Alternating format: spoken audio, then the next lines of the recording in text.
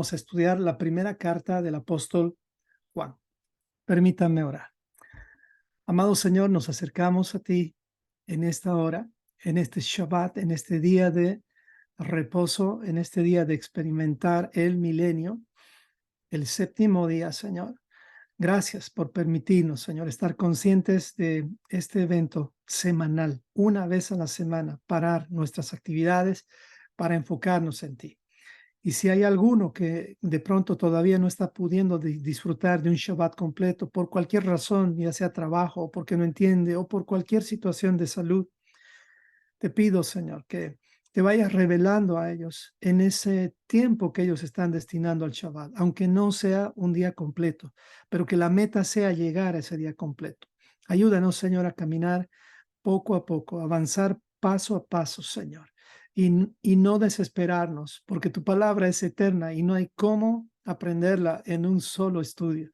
Ayúdanos a tener la paciencia de por lo menos un año ser disciplinados en estudiar la Biblia sistemáticamente. Ayúdanos, Señor. Y en esta tarde, con la carta de nuestro hermano Juan, del apóstol Juan, haz que esta carta sea como una luz que entra en nuestro corazón para examinar cómo estamos respecto a tus mandamientos. Ayúdanos a crecer y a que esta carta nos impulse y no nos desanime, Señor, sino nos impulse para ir más allá. Oro esto en nombre de Yeshua. Amén y amén. La primera carta del apóstol Juan. Esta carta tiene 5 capítulos. No nos va a dar el tiempo de terminar los 5 capítulos el día de hoy. Es verdad que estamos haciendo resúmenes nada más, pero usted vio la transición que ha ocurrido en mi vida, donde estoy profundizando más las cartas, pero el Señor tiene sus tiempos. Sin embargo, los resúmenes los va a tener, tal como lo hemos programado. Nada más que esta carta vamos a tratar de hacerla en 2 reuniones más, porque es sumamente importante. Hemos puesto como título a la primera sesión de esta carta, el título que es como una pregunta, en realidad es: ¿quieres saber si tu fe es legítima? Si quieres saber en qué nivel está tu fe, estudia esta carta. Ese es el título que le hemos puesto a esta carta en base al estudio verso por verso de Descubre la Biblia. Si quieres más profundidad, recuerda que tenemos esa gran fuente, ese material tremendo que hoy mencionaba Yosef, que por más de 30 años él ha estado produciendo material. Y es muy interesante ver que al principio varias de sus audios han ido como actualizándose en una forma de corregir algunas cosas que en la investigación en ese tiempo de pronto no se veían tan claramente. Así que cada vez que vamos avanzando, también vamos creciendo en la palabra.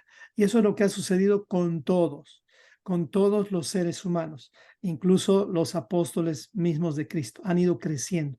Y eso nos toca a nosotros, crecer como discípulos. Así que si queremos saber cómo está nuestra fe en cuanto a la legitimidad, porque existe una fe que no es legítima, y esa es la fe que no es bíblica. La fe ilegítima es la fe que no está basada en la Torá o en la palabra de Dios. Pero la fe legítima, ya de entrada les digo, es la fe que está fundamentada en la palabra de Dios, es decir, en la Torá. Esta fe puede trazar la Torá, puede trazar la historia desde Adán y Eva y entender que el primer fin del mundo ya ocurrió con el diluvio. Y ese primer fin del mundo se transforma en un tráiler de lo que va a ocurrir en los siguientes 4,000 años, 4,300 años exactamente, más o menos, porque el fin del mundo anterior, el que vino con diluvio, donde el cielo incluso cambió, porque antes del diluvio el cielo era diferente, la tierra era diferente. Cuando ocurrió eso, heredaron cielos nuevos y tierra nueva. O sea, todo esto es como un tráiler.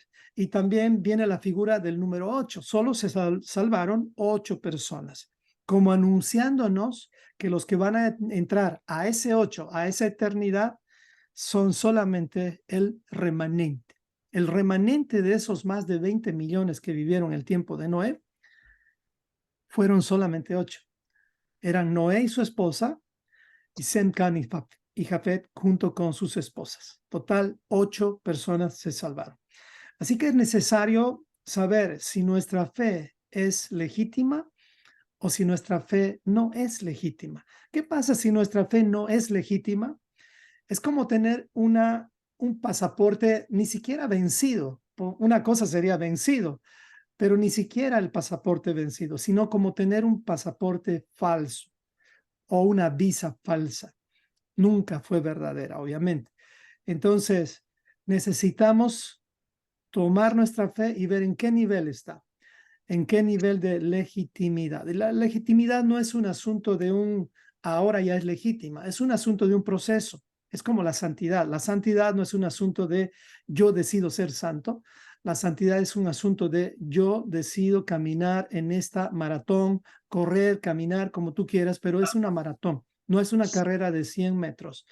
Así que existe fe ilegítima o también la Biblia le llama fe muerta, sin obras. En cambio, la fe legítima es la que puede ser evidenciada o vista. Se puede ver la fe legítima. Se ve en tu forma de hablar, se ve en tu forma de mirar, se ve en tu forma de vivir, se ve en la forma en que tratas a tu cónyuge, se ve en la forma que tratas a tus hijos. Es una fe más que, diríamos, un pensamiento como muchos interpretan la fe, como un creer que se puede lograr ciertas cosas.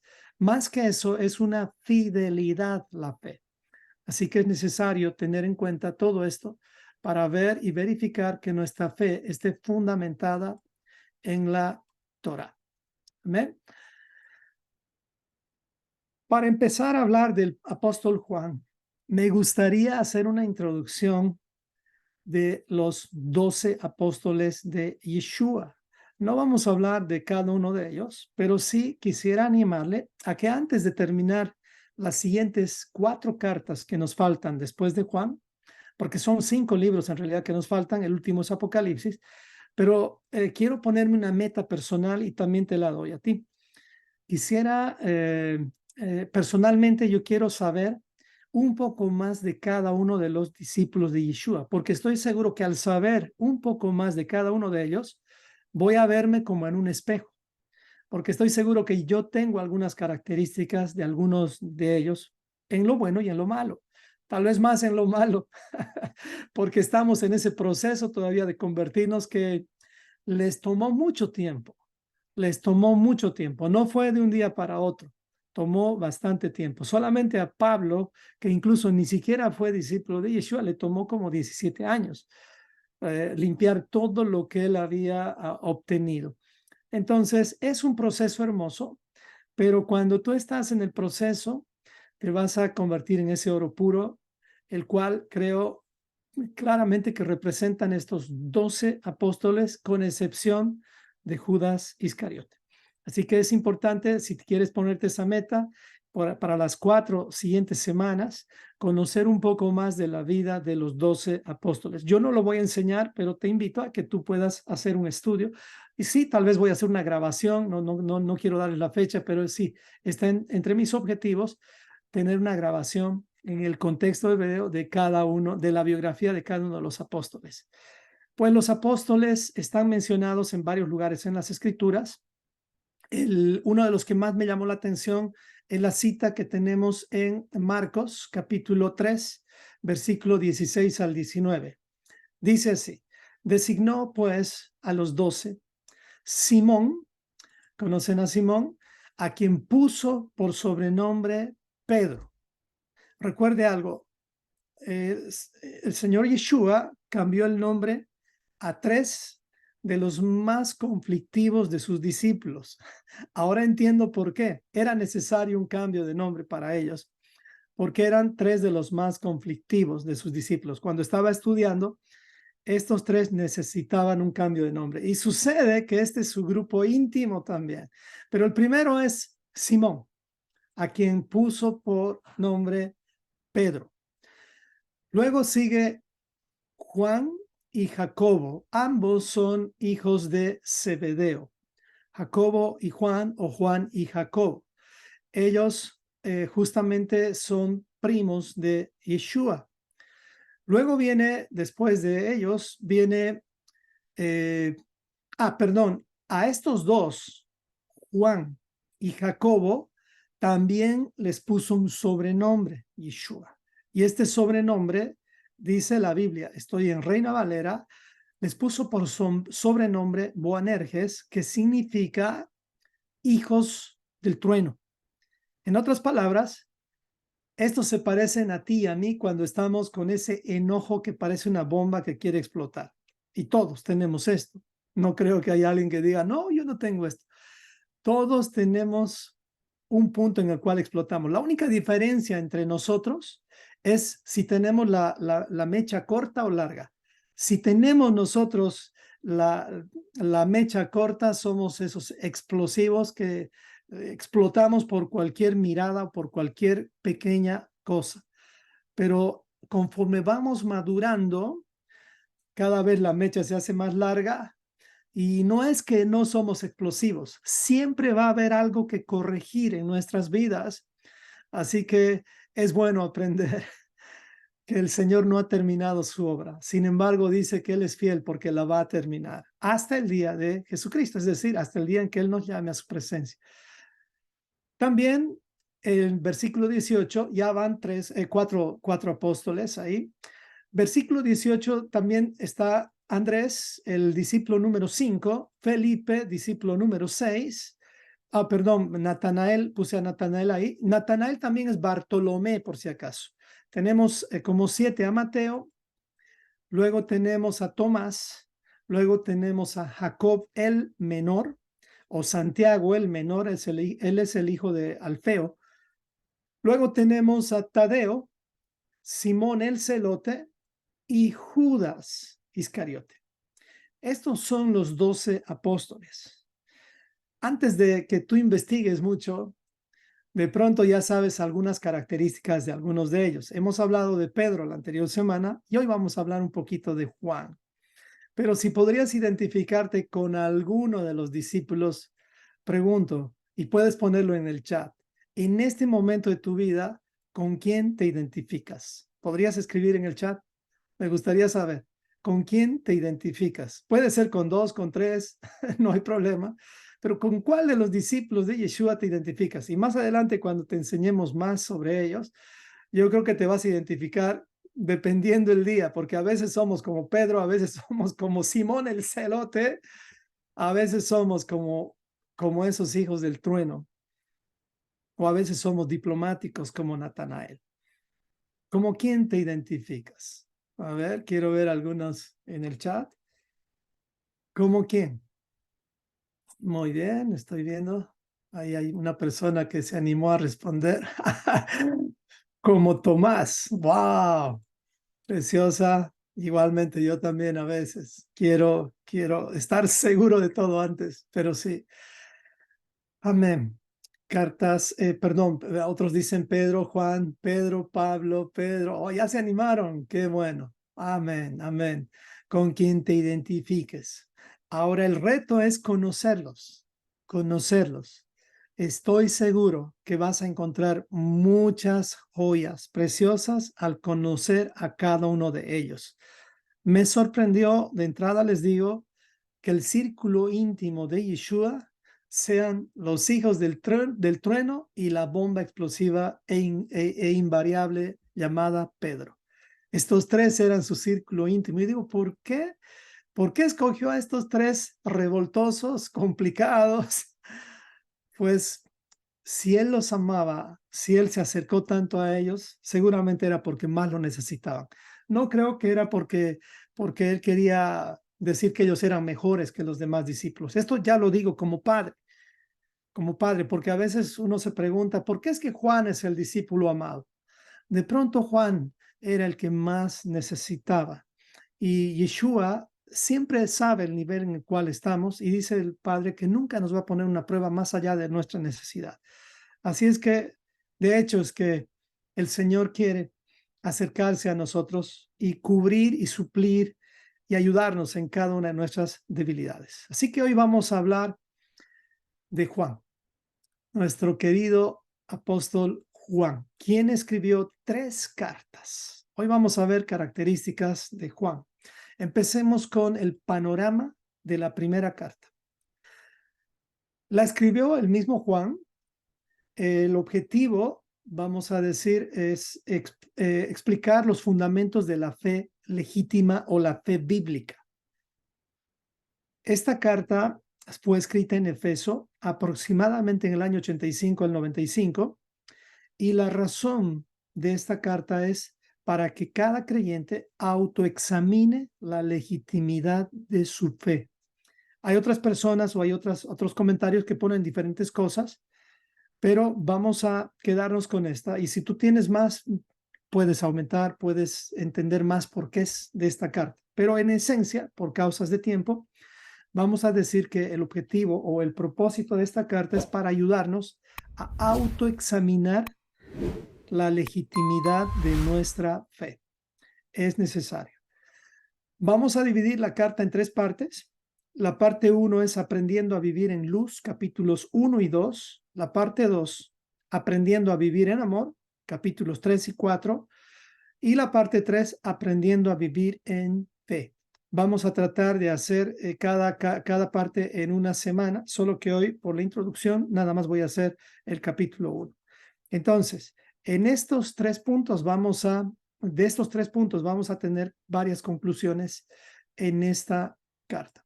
¿Ok? Veamos un poco características del apóstol Juan. Ya han mencionado algunos, estaba escuchando antes de la reunión, pero veamos, Juan junto con Pedro y Jacob, Juan formaban el círculo más cercano de Yeshua. Lo puedes verificar en Marcos 5:37. Y no solamente ahí, está en varios lugares. También Juan es conocido, como dijeron, el apóstol del amor, junto con Pedro, el de la esperanza, y Pablo de la fe. Era primo de Yeshua. Juan era primo de Yeshua por parte de su mamá Salomé, hermana de Miriam, la mamá de Yeshua. Él inició con un carácter explosivo, pero él tenía, según lo que cuenta la historia, él también tenía la actitud de ser como pasivo, pero él era un pasivo explosivo. ¿Saben quiénes son los pasivos explosivos? Esos son terribles cuando explotan. No hay cómo frenarlos. Él tenía esas características. No sé mucho de su hermano, pero él era así. Y terminó como el discípulo amado, vamos a decir, más necesitado. Número 5, fue el último apóstol que quedó vivo y desde Efeso estuvo supervisando a los creyentes. Él trabajó hasta que murió. Él murió obviamente ya de ancianito, el último en morir. Número 6, además del evangelio que lleva su nombre, escribió 3 epístolas, de las cuales esta es la primera, la que estamos estudiando, y también se podría decir que él es oficialmente el primero de los que expresó una profecía. No fue Malaquías. Malaquías sí es el último profeta mencionado en el Antiguo Pacto, en el Tanaj, pero Juan es el último que expresó una profecía directa de Yeshua, directa de Yeshua, directa del corazón mismo de Dios. Su mensaje, número 7, fue dirigido, escucha bien esto, no es una carta universal, una vez más, nos han dicho que esta carta es universal. No, eso es desvalorizar el poder o el objetivo central de esta carta. Es peligroso decir que es universal porque es como yo darte la constitución política de Estados Unidos y decirle a un colombiano, esto es para ti. Eso no es cierto. La constitución política de este país es para los que viven en este país, en este territorio, ¿se entiende? La constitución política del reino de Dios, es decir, la Torá, los profetas, los salmos, el pacto renovado, son dirigidas a las 2 casas. Son dirigidas a los que están, algunos caminando, algunos corriendo, algunos gateando, algunos recién cruzando del paganismo hacia el reino de Dios. Pero Dios a ellos les ha dirigido estas cartas por medio de los discípulos. O sea que si usted dice que esta es una carta universal, podría haber una mala interpretación. En verdad sí es general, pero para todos los que están en esa transición. Si alguien que no está en transición lee esta carta, la va a malinterpretar, a tal punto que va a pasar por alto muchos de los versículos en los cuales cuando alguien dice que guarda mandamientos y dice aborrece a su hermano, el tal es un mentiroso. Entonces, uno va pasando por alto algunas cosas porque entendió que esta carta es general y no es general. Esta es una carta dirigida para los que estamos en esa transición, ya sea gateando, caminando, corriendo, pero aquellos que somos de la casa del norte y algunos de la casa del sur. Lamentablemente, una gran parte de los de la casa del sur, la mayor parte en este tiempo, como todavía no ven a Yeshua como el Mesías, sino más bien lo están rechazando. No hablo de los judíos que ya creen en la primera venida del Mesías, los judíos que ya conocen y creen en Yeshua, ellos, gracias al Señor, ya están caminando en el camino correcto, pero la gran parte de los judíos que rechazan a Yeshua como el Mesías, ellos obviamente no van a entender esta carta. Es más, no la quieren ni siquiera leer. Y cuando la leen, la utilizan más para desprestigiar a Juan. 8. Estas cartas, esta carta está dirigida para aclarar el más grande malentendido de la historia, que consiste en la indiferencia por parte del cristianismo para guardar la ley de Moisés, o sea, la ley que Dios dio a Moisés, y el rechazo de Cristo como Mesías por parte del judaísmo. Entonces, esta carta es específica para ayudar a los cristianos a entender que la ley no fue abolida, la ley está vigente. Tal vez no está toda aplicable para como era antes, pero de que está vigente, está vigente. Todavía está vigente el no robar, todavía está vigente el no matar, todavía están vigentes las fiestas. Pero si tú pones como vigente las fiestas paganas, estás prácticamente estás en Egipto, como decíamos en la mañana. Todavía no has entrado, no estás ni siquiera en el desierto, todavía no has llegado al Sinaí, estás en ese proceso. Así que verifica en qué lugar estás, y para eso fue la enseñanza del día de hoy en la mañana. Así que esta carta nos va a ayudar a aclarar estos dos malentendidos, el cristianismo por un lado y también el judaísmo. El día en que el judío lee esta carta, pero ya lo lee entendiendo quién es el Mesías Ben Yosef, o sea, el Mesías hijo de José, ellos realmente cambian su forma de ver el pacto renovado. Pero mientras ellos anulan al Mesías Ben Yosef diciendo él no ha venido o él no es el que dicen ustedes que ha venido, y ellos solamente están esperando al Mesías Ben David, al Mesías hijo de David, pues ellos no van a poder utilizar esta carta a su favor, sino más bien esta carta va a ir en contra. Y no solamente mencionando a los judíos que no creen en el Mesías, sino también mencionando a tantos que han rechazado al Mesías. Sin ir lejos, por ejemplo, los testigos de Jehová, los mormones, tantos de ellos colocan al Mesías o como un profeta o como el hermano mayor. Los musulmanes también lo colocan a Yeshua como uno de los profetas mencionados e importantes del Corán. Sin embargo, el profeta más importante para ellos no es Yeshua, sino es Mahoma. Entonces, fíjense la cantidad del linaje de Abraham, escuche bien esto, que está con un norte equivocado, con una fe ilegítima. Cantidad de personas. ¿Se da cuenta el trabajo que tenemos? Y ahora, yo lo que quiero decirle es, no es que tenemos la verdad nosotros únicamente, pero sí tenemos un respaldo, como decía en la anterior carta, tenemos la profecía más segura, la palabra profética más segura. Y eso quiere decir que tenemos que nosotros alinearnos a esta palabra, porque nuestra fe legítima puede desviarse. Por eso la recomendación de nuestro Señor es que no nos desviemos ni a derecha ni a izquierda, ya estando justamente con Torah. Josué, cuando recibió esta instrucción, fue el primero en recibir esta instrucción de no desviarse ni a derecha ni a izquierda.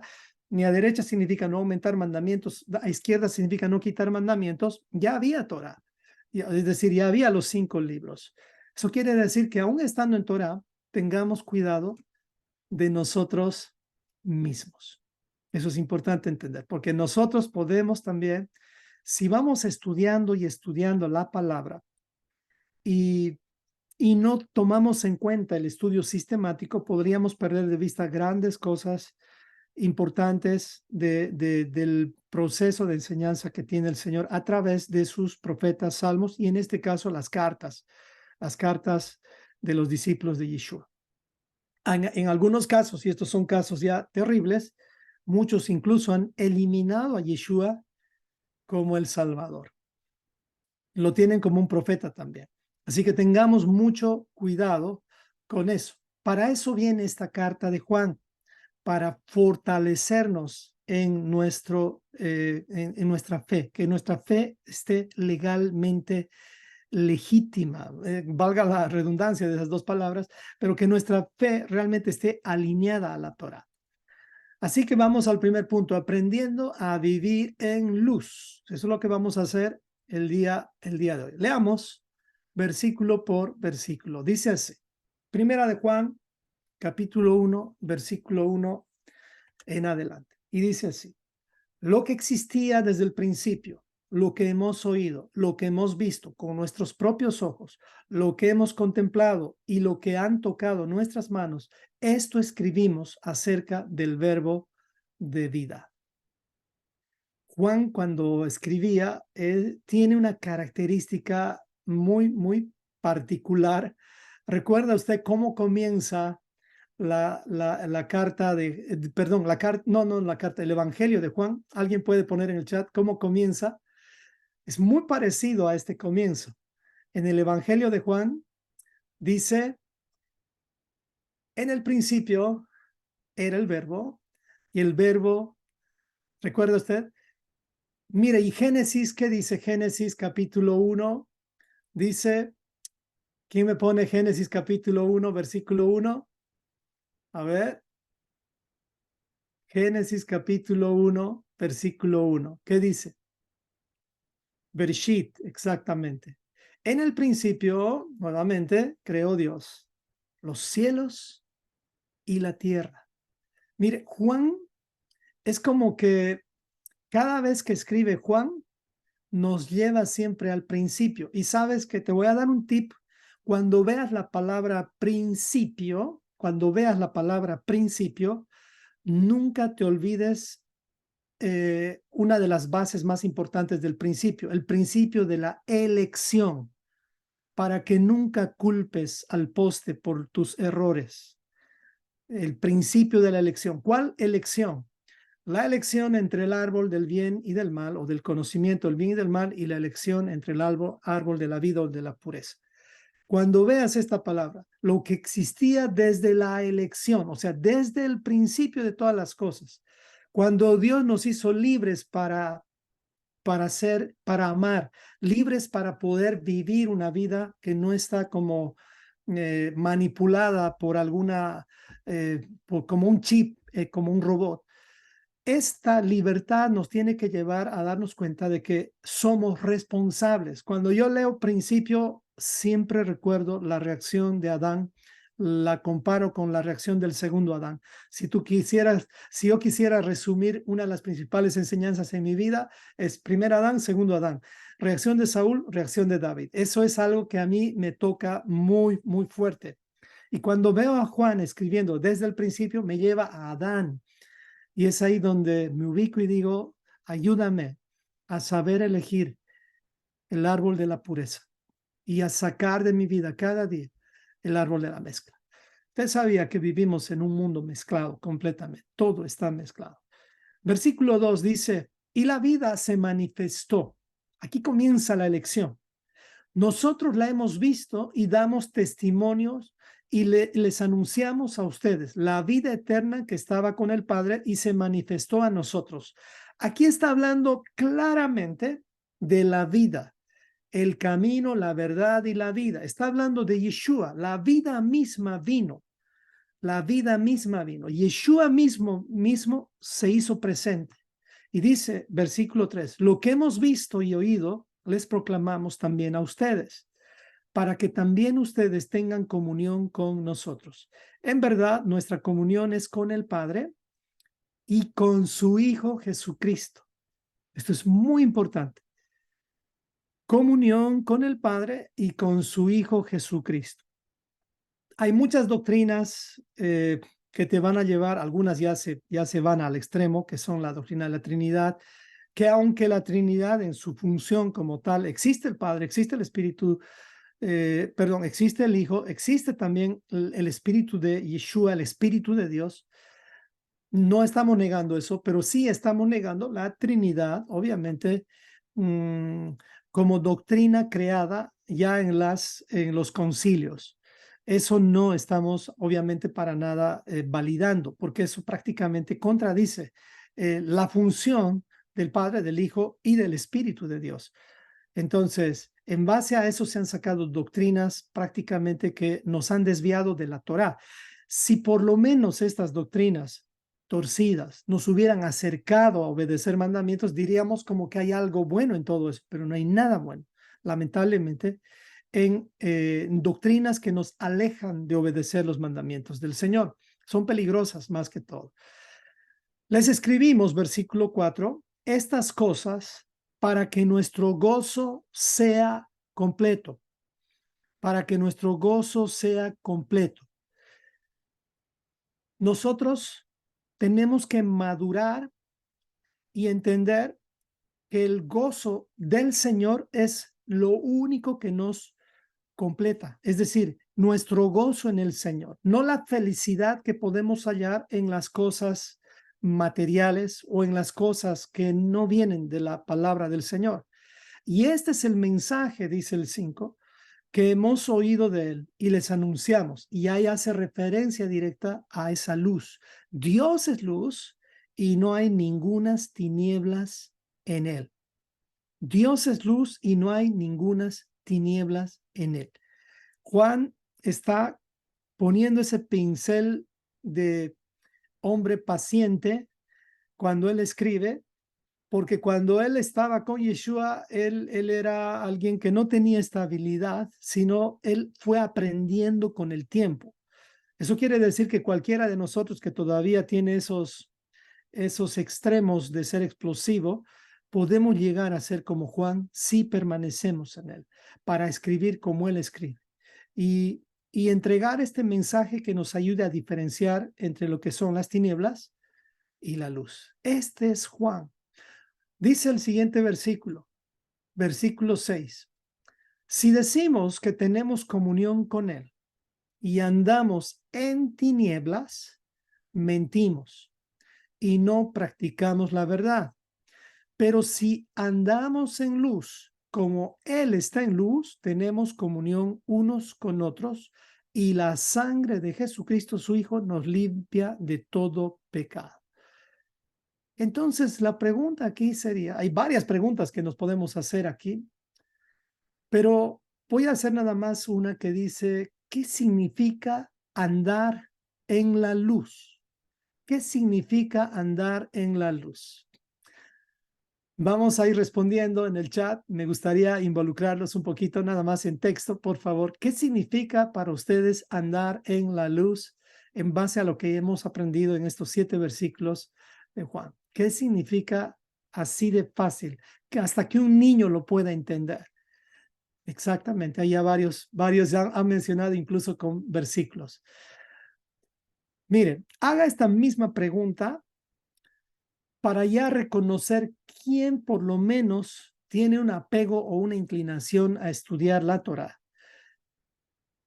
y diferenciar entre aquellos que no quieren ni siquiera saber de los mandamientos o de la Torá. ¿Qué significa andar en luz? Ahí alguien dice, yo soy la luz del mundo. Claro, eso también es andar en luz, andar en el Mesías. Pero ¿qué significa andar en el Mesías? Pues lo vamos a ir viendo con versículos que nos van a ayudar a ampliar. Varios ya respondieron varios de forma correcta, pero esto significa andar en la luz. Prácticamente andar en la luz significa andar en los mandamientos. Y eso es andar en el Espíritu, en realidad. Andar en los mandamientos. Tener claridad que la Torá es nuestro GPS. Eso es andar en la luz. Proverbios 6:23 dice, porque el mandamiento es lámpara y la enseñanza es luz. Salmo 119, 105 dice, lámpara es a mis pies tu palabra y lumbrera a mi caminar. Solamente vamos a examinar Salmo 119, la palabra lámpara es a mis pies tu palabra. ¿Qué parte de la Biblia hace mención cuando dice este salmo, tu palabra? ¿Qué parte de la Biblia se refiere en ese tiempo cuando se está escribiendo este salmo? A ver, exactamente, ya se dieron cuenta ahí. Si tú le preguntas esto a cualquier persona que lamentablemente no entiende todavía lo que es el estudio en el contexto histórico, te van a responder tal vez que existía toda la Biblia, pero no existía toda la Biblia cuando este salmo dice, lámpara es a mis pies tu palabra y lumbrera a mi caminar. No estoy seguro si esto lo escribió David, pero esta palabra lámpara, esta palabra, valga la redundancia, se refiere a la Torah. Vamos a cambiar esto. Dice así, lámpara a mis pies es tu instrucción o tu Torah, o mal llamada tu ley, y también es una luz a mi camino. Entonces, ¿qué significa andar en la luz? Para un niño es caminar en sus mandamientos, pero no termina ahí. ¿Cómo debemos caminar? Aquí está la clave. Andar en la luz significa andar en sus mandamientos, pero sin desviarse ni a derecha ni a izquierda. Este es el gran problema cuando andamos en Torah, que nos gusta o aumentar o que nos gusta quitar. Tenemos que tener cuidado con eso. ¿Cuándo aumentamos? Cuando nos basamos mucho en la tradición rabínica. Aquí tenemos que tener cuidado. A mí me encanta estudiar la sabiduría de la tradición rabínica, pero no es algo que, que vamos a enseñar por encima de la Torá. No sé si me explico. La tradición rabínica es hermosa, pero tenemos que tener cuidado. Y aquí le voy a dar como una investigación, tarea de investigación, ya para que la siguiente semana lo vayamos investigando. Me gustaría que investiguen cuáles son los 13 principios del judaísmo vigente, porque esos 13 principios del judaísmo vigente no son los mismos 13 principios de la época de Yeshua, no son los mismos 13 principios. O sea, el judaísmo que tú estás viendo en este tiempo no es el mismo que el judaísmo que veíamos en el tiempo de Yeshua. No quiere decir que es malo, pero el problema es el mismo, la tradición por encima de la Torah. Entonces, la pregunta es, la tarea de investigación es investigar cuáles son los 13 principios del judaísmo. No son malos, pero hay uno que es eh, eh, sumamente peligroso y es el número 12, el penúltimo. Ya les estoy diciendo cuál es. Entonces, ese es el mandamiento o ese es el principio dado por Maimónides que te tiene que hacer definir para que tu fe no esté mezclada, vamos a decir, mezclada con la tradición más que con la Torah. Debe haber tradición en un sentido porque la única cultura, escuchemos bien esto, la única cultura que tiene una experiencia de cómo acercarnos a Dios es la cultura judía. Eso lo tenemos claro. Pero si esa tradición va por encima de la Torah, ahí ya tenemos que tener cuidado. No que sea malo, pero sí peligroso. No que no podamos hacer muchas cosas de la tradición, pero sí es bueno nada más tener un equilibrio. Entonces, aumentar significa eso. Ese es el peligro de aumentar. ¿Cuál es el peligro de quitar? Quitar. El peligro de quitar es que ya vas a perder de vista la Torah, ni siquiera la vas a mencionar, porque como has quitado, es como cuando una casa está sin luz. Estás quitando prácticamente la Torá. Estás quitando mandamientos y ni siquiera un mandamiento que no es fundamental. Por ejemplo, vamos a decir los católicos, los protestantes desde Constantino, pongan en el chat cuáles mandamientos han quitado. Pongan en el chat los que ya se han dado cuenta, cuáles mandamientos han ido quitando las religiones en general. Esto es prácticamente peor que lo que pasó con los judíos, porque esto ya es un descaro total. Aquí han agarrado la ley y la han quitado. En el caso del judaísmo, ellos, por causa de su historia, es que ellos sí necesitan la tradición, porque ellos han sobrevivido. Es la única cultura que ha sobrevivido tantos años, gracias al cuidado que ellos han tenido. Sin embargo, Dios siempre va a querer ver Torah más que tradición en nuestros corazones. Ahí está. Han quitado el cuarto mandamiento. Prácticamente lo han anulado. ¿Por cuál lo han reemplazado? A ver, ¿por cuál ha sido reemplazado el cuarto mandamiento? ¿Alguien puede poner? Católicos que hemos sido católicos, exactamente. Por santificarás las fiestas. Miren, han quitado y han aumentado, han quitado y han reemplazado. Santificarás las fiestas.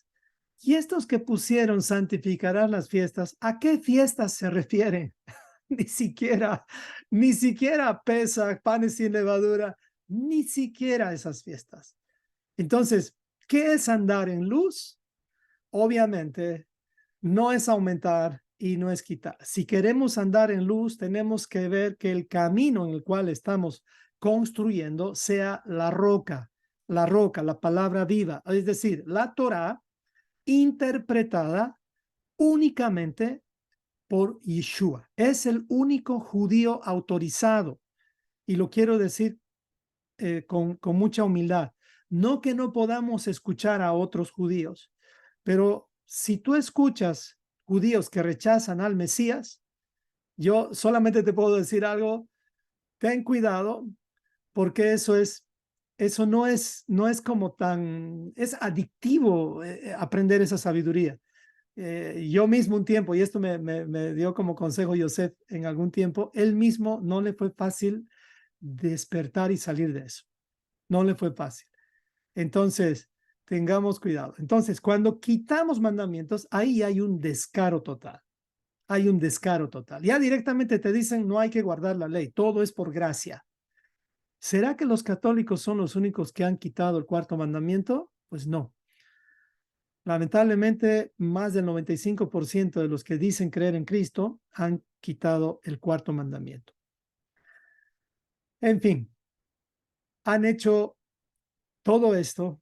Por lo tanto, no lo digo yo, pero lo dice la Escritura. No están en la luz, no están caminando en la luz. ¿Qué significa andar en la luz? Pues significa aprender a andar en sus mandamientos. Y eso es un proceso, recordemos. ¿Qué pasa si de pronto a mí se me ocurre quitar un mandamiento?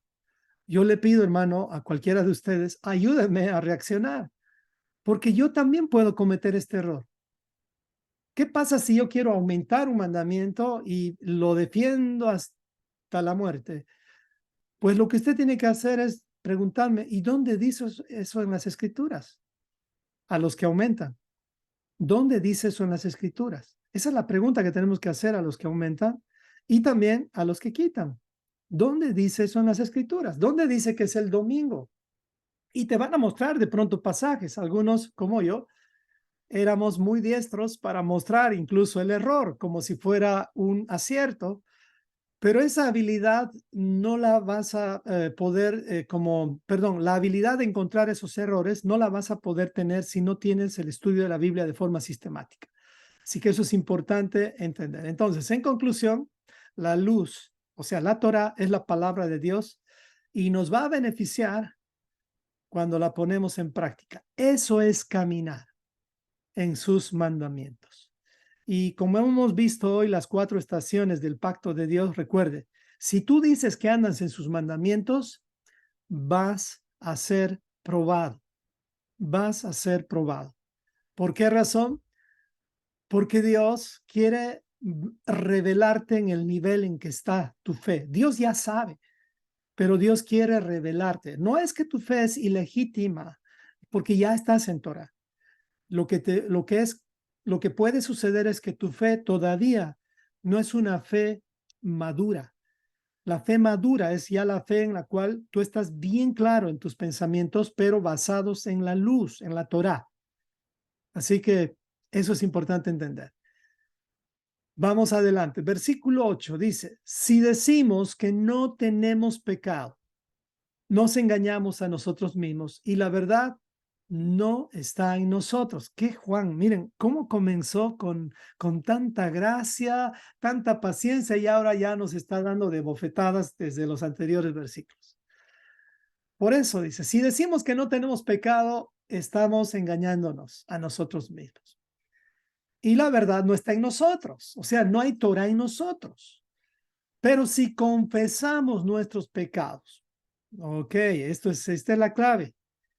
Él es fiel y justo para perdonar nuestros pecados y limpiarnos de toda maldad. Si decimos que no tenemos pecado, le hacemos al Señor mentiroso y su palabra no está en nosotros. Entonces, la pregunta aquí va a ser, ¿qué significa confesar nuestros pecados?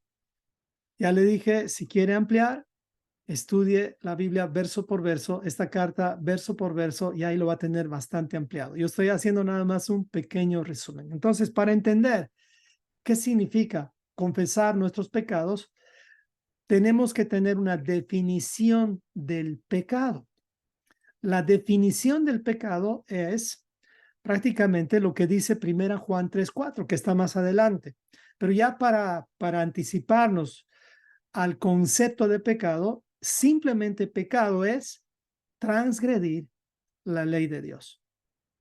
Eso es pecado. No necesitamos inventar más. ¿Quieres ponerlo en otras palabras? No hay problema si es que no cambias el sentido de este concepto.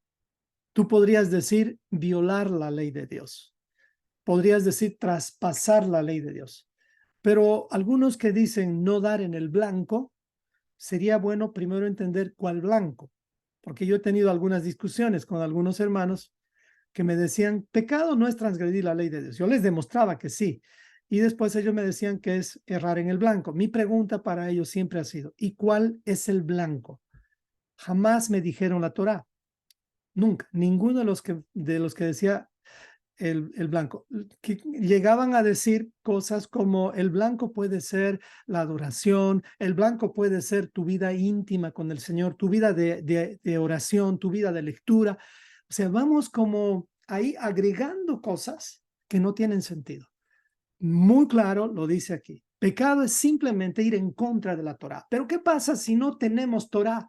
Si no conocemos por lo menos los 10 mandamientos, no conocemos por lo menos como les dije, los 3 pasos de bebé, ¿no? Los 10 mandamientos, las fiestas bíblicas y la alimentación. Esos 3 pasos son pasos básicos. Si por lo menos no nos sabemos ubicar en esto, cuando pecamos sería lo mismo que de pronto acá en Estados Unidos, imagínense qué es lo que sucedería si quitan todos los semáforos y todas las señales de tránsito. ¿Cómo voy a saber si estoy a 70 millas por hora, estando en 50 millas por hora mi movilidad? ¿Cómo voy a saber, cómo voy a poder ubicarme? Entonces, no voy a poder definir si he cometido pecado. Así que es necesario, y ese es el amor de Dios, que nos revela su Torah para que nosotros podamos vivir esta vida en libertad. Su palabra nos hace libres. Los mandamientos no son como nos han contado, que nos esclavizan. Lo que nos esclaviza es vivir sin mandamientos. Recordemos algo, un principio importante. ¿Cuándo es que Dios te revela sus mandamientos cada día un poquito más? Cada vez que decides salir de la esclavitud en Egipto. Cada vez que decides salir de la carrera de la rata, el Señor te va a revelar mandamientos, te va a abrir tus ojos. No es que salimos de Egipto en un 2x3. Eso también es un proceso. Lo que sí sale es tu decisión de estar en pacto con el Señor. Eso sí debe ser claro. Eso sí debe ser claro. No puedes servir a 2 señores. No se puede. Pero el proceso de conocer y servir a nuestro Señor, eso sí va a durar toda la vida. Dios va a remover Egipto de nosotros, pero nosotros ya tenemos que dar el paso para la Pascua, es decir, el paso para adelante, ya ser hebreos. Mal dicho muchas veces por fe, pero entendamos bien, fe significa fidelidad. No es una esperanza a futuro la fe, simplemente. Claro que es una esperanza, pero es una esperanza razonable. Si salimos de Egipto, o sea, si queremos realmente salir de Egipto, tenemos que estar definidos, por lo menos, en querer aprender sus mandamientos. Pero si hay alguien que de pronto dice, no, yo no quiero aprender sus mandamientos, todavía estás coqueteando con el sistema de este mundo y dice que Dios es enemigo de este sistema. Cualquier persona que se constituye amigo de este sistema, ¿qué pasa con esta persona? Se constituye enemigo de Dios. O sea, el asunto es fuerte. Así que, ¿qué significa confesar nuestros pecados? Entonces, ya tenemos la base, confesar nuestros pecados. Vamos a dar un ejemplo más. Imagínense, por ejemplo, que una pareja de cónyuges recién casados, de pronto el esposo dice, vamos a decir, el esposo dice que este puntero que tengo acá, no sé si lo ven, bueno, vamos a decir este cuadro amarillo acá, yo digo que es verde, yo digo que es verde, ¿me explico? Pero mi cónyuge dice, no, no, no, eso es amarillo. Pero yo insisto y digo, esto es verde. Pero mi cónyuge insiste en que es amarillo. ¿Cuál es la única forma de corregir el error? Yo voy a pensar de mi cónyuge y mi cónyuge obviamente va a pensar el mío, pues verificando en el prisma de colores. O sea, eso es como la Torah para los colores. Ahí está definido cuál es el verde, cuál es el amarillo. Y si el amarillo, que yo digo que es amarillo, es igual a lo que dice legalmente el prisma de colores, los 4 colores básicos, quiere decir que yo estoy equivocado si a esto le estoy llamando verde. ¿Me explico? O sea, tiene que haber una base. Pero si no tenemos la base de llamar pecado a lo que es pecado, no vamos a poder confesar nuestros pecados con Dios, porque estamos hablando otro idioma. Es verdad que de pronto tenemos la escuela tengo que decirlo, del catolicismo principalmente, donde uno va a confesar sus pecados. ¿Y qué es lo que hace? Lo que hace, y yo lo hice, yo me confesé varias veces. Ahorita me estoy acordando, yo me arrodillaba y recuerdo que siempre tenía curiosidad para abrir entre las cortinitas de la cajita esa que ponen. Tenía curiosidad de ver cómo me estaba escuchando el curita o la persona, pero nunca me atreví a hacer eso, obviamente. Pero yo le contaba mis pecados. Mi mamá me enseñó a confesarme justamente antes de una de las festividades. Entonces, ¿cómo puedo, perdón, si tengo esa escuela, el confesar en esa escuela, ¿qué es? Es contarle a un hombre o a una persona que ni siquiera está en Torah mis problemas. Contarle a una persona así no es confesar pecados. Y aquí voy a ampliar. No le cuente sus intimidades o sus cosas delicadas a personas que no tienen administración por lo menos de la Torá. O sea, perdón, no por lo menos de la Torá, perdóneme, administración por lo menos de los 10 mandamientos, quise decir. O sea, no les cuente, porque ¿qué le van a hacer a usted? ¿En qué le van a agregar valor? ¿Cómo le van a ayudar? No van a poder ayudar. Le van a dar consejos que no tienen ningún beneficio para su vida. Son consejos humanos.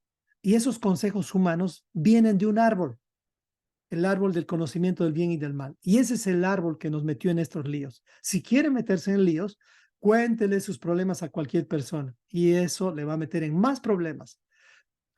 Y aquí voy al territorio peligroso. De pronto tú dices, pero mis papás no están en Torah, pero yo quiero contarles mis problemas a ellos. Bueno, otra cosa es ese territorio. Si tienes tus papás, yo creo que por padres que son, van a poder protegerte, pero no les cuentes tus problemas a otras personas que son parientes tuyos, que no estén por lo menos administrando bien los 10 mandamientos. Y eso quiere decir que por lo menos administran bien su boca, sus vidas. No les cuente, no confiese sus pecados delante de cualquier persona. ¿Ok? Dice entonces, confesar nuestros pecados. Él es fiel y justo para perdonar nuestros pecados. O sea que tenemos que confesar a Dios nuestros pecados. A Él tenemos que acercarnos y decirle, Señor, yo estoy, he transgredido el sexto mandamiento, he transgredido el octavo mandamiento, el mandamiento que tú seas. Por fin entiendo lo que es adulterio. No sé cuántos varones están aquí. Para muchos varones, el adulterio realmente se entiende por un acto físico. Pero viene Yeshua y dice, no es así. El adulterio ya es un pensamiento que hay un pensamiento lujurioso en el corazón, en la mente. Eso ya es adulterio. Entonces es ahí donde realmente nos alineamos a lo que Dios dice y tenemos que aprender a llamarle pecado a lo que Dios llama pecado. Eso es confesar nuestros pecados. Es como ponernos de acuerdo con Dios para llamarle pecado a lo que Dios llama pecado. Así que una de las herramientas que a mí me ayuda muchísimo para confesar mis pecados es alinearme a lo que Dios aborrece. Recuerda usted los 7 puntos de lo que Dios aborrece. Entonces yo siempre recuerdo eso. Cuando estoy tratando de corregir mi vida y de pronto veo ojos altivos en mí, digo, ay Señor, ¿con qué cara me voy a acercar al Señor? ¿Con qué cara? Entonces ahí me agacho y digo, sí, Señor, reconozco que puse mis ojos altivos. Y de verdad, eso me pasa algunas veces. Y pues mi esposa misma puede testificar. A veces entre los dos, yo estoy corrigiéndole con ojos altivos y pues ahí yo, ay Señor, todavía ese Pedrito que hay en mí sigue moviéndose como si estuviera vivo. Así que tenemos que llamarle pecado a lo que Dios llama pecado. Eso es confesar nuestros pecados, hablar una misma cosa. Vamos al siguiente y con esto ya, perdón, vamos al último y con esto ya terminamos. Así que el 10, con esto terminamos, dice, si decimos que no hemos pecado, le hacemos a él mentiroso y su palabra no está en nosotros. Ok. ¿Conoce algunas personas usted que dicen prácticamente que cuando las evalúas, cuando les preguntas si conocen los 10 mandamientos y te dicen, sí, sí, los conozco, y tú les preguntas y les pides que te los expliquen o que te los digan y no te los pueden explicar, pues ahí se aplica esto. Ya el hecho de no saber por lo menos los 10 mandamientos ya te está haciendo mentiroso, porque ellos ni siquiera saben lo que es pecado. ¿Cómo puedes tú saber qué es pecado si no tienes prácticamente ese pecado grabado, esos mandamientos grabados en tu corazón? Estaríamos mintiendo. Así es que no le culpemos a los postes, no culpemos a nadie y no culpemos a Satanás, a los demonios, ni a nadie. Asumamos nuestras responsabilidades. Ese es el primer paso para poder confesar nuestros pecados. Quiero terminar con una reflexión que de pronto algunos lo saben, que eh, es una reflexión que tiene que ver con con un caballito que se los voy a contar en este momento y dice así la reflexión. Preste atención. Una vez un caballo estaba amarrado y se jaloneaba para soltarse, como ven en la figura. Este caballo se movía y se movía. Vino un demonio y lo soltó. El caballo se metió en la finca de un campesino y comenzó a comerse su cosecha, su siembra, sus sembradíos. Y el campesino, el dueño de la finca, se enojó tanto, tomó su rifle y mató al caballo. Entonces, el dueño del caballo también se enojó, tomó su rifle y por venganza mató al dueño de la finca. Después, la mujer del dueño de la finca lo vio y mató al dueño del caballo. Entonces, el hijo del dueño del caballo se enfureció fuertemente y mató a la mujer del dueño de la finca. Se estaban matando entre ellos.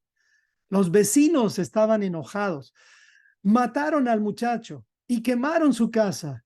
Y entonces le preguntaron al demonio, ¿por qué hiciste esto? Como culpando al demonio por todas las muertes. Y el demonio respondió y dijo, yo no hice nada, yo solo solté al caballo. Me explico. Con esta pequeña reflexión me gustaría terminar la primera parte de la carta de Juan. Nosotros somos responsables de nuestros pecados. Lo que el diablo hace es solamente suelta a ese ser no domado, a ese ser eh, chúcaro, le llaman en algunos lenguajes, a ese ser que está todavía como un perro rabioso que está dentro de nosotros. El demonio sabe provocar a ese ser y a ese ser es que lo suelta y ese es el que hace que entre los demás nos matemos los unos con los otros. La única forma de parar esto es tomar la actitud que tuvo David cuando se le confrontó. A pesar que él cometió varios errores, pero el momento de la confrontación amarró al caballo y el caballo era él mismo. Ese es el caballo. Somos nosotros mismos los que somos provocados por la ira y esta ira viene lamentablemente de una simple tentación y para eso es el diablo experto. El diablo es experto en el engaño. Pero recordemos, Dios lo permite para que seamos entrenados y no permitamos que el demonio tenga las riendas sueltas o la llave de, de, nuestro, de nuestro ser que todavía no está domado. Por eso antes de actuar, pensemos, antes de hablar, pensemos, antes de hacer las cosas, pensemos y aprendamos esta lección. Nosotros somos responsables de nuestros pecados. Este es nada más un inicio, como les dije, es una introducción, un primer capítulo de la primera carta de Juan, para aprender y ver si nuestra fe es legítima o nuestra fe es ilegítima. Así que vamos a orar. Dale, preciosa. Gracias, Rey. Que tengamos ese caballo chúcaro bien domado dentro de nosotros. Y eso como me hace pensar en la lengua muchas veces, que es algo que tenemos que tener bajo control, ¿no? Y yo me quedo con Proverbios 6:23, que dice que el mandamiento es lámpara y la enseñanza es luz. Veo realmente como si tenemos la lámpara, pero no está prendida, no nos va a servir de mucho, ¿no? Entonces aquí relaciono con el practicar lo que aprendemos para poder iluminar y poder ser esos hijos de luz que Dios quiere que seamos. Entonces, acompáñenme a orar, hermanos. Gracias, Padre, te damos por esta carta, que es un regalo tuyo. Que vivamos en luz, entendiendo que tu palabra es lámpara y la enseñanza o ponerlo en práctica es la luz. Que entendamos que lo que nos beneficia es ponerlo en práctica. Que entendamos la definición de pecado, que es la transgresión de tu instrucción. Que los 7 propósitos de esta carta se cumplan en nosotros, estando gozosos en todo tiempo, evitando practicar el pecado, sabiendo que nuestros pecados han sido perdonados, porque hemos conocido al que es desde el principio, nuestro amado Yeshua. Que recordemos que por tu gracia hemos vencido al adversario, dando gracias por haber conocido al Padre a través del Hijo. Amén. Y que tengamos la seguridad de que tenemos vida eterna.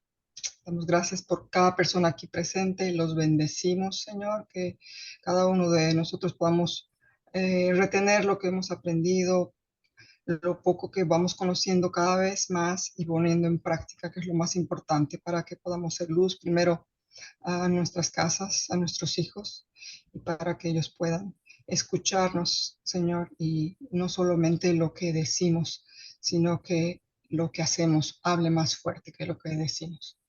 Gracias, Padre, por este día. Te doy gracias por la vida de Rey, por el nuevo que él tiene siempre y y que prepara estos mensajes con tanto sabor, como todo lo que hace, Señor. Bendigo su vida en el nombre de Yeshua. Amén y amén. Amén. Amén. Gloria a Dios por tus palabras, amor.